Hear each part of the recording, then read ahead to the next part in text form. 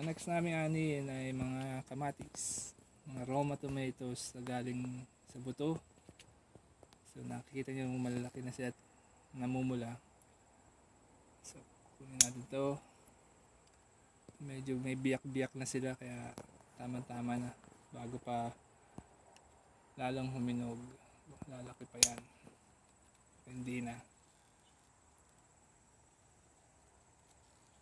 At the same time, para din yung sustansya mapunta dito sa mga maliliit pa at berde. Kaya isang batch. Sa banda dito, medyo pulang-pula na rin. Ito medyo ibang klase to kumpara niyo dito sa pahaba.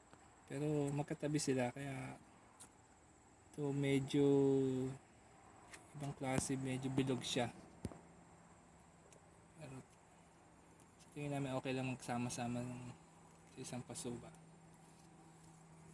So next, kukunin natin lahat ng pula.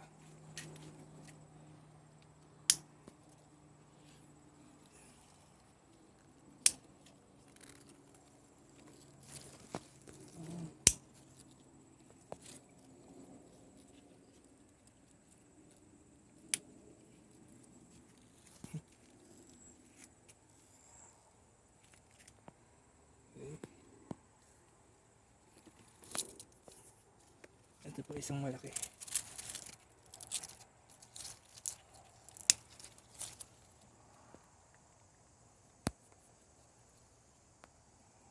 Siguro kunin na natin, medyo naiwanan na siya, nasa ilalim siya kaya pero ngayon lang siya huminog.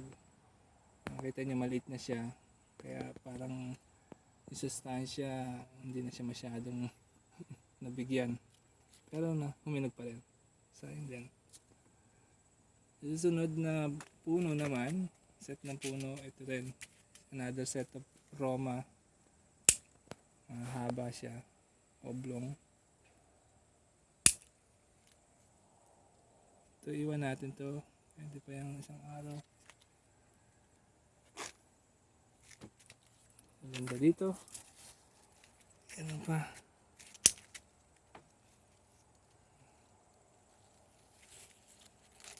So ito yung mga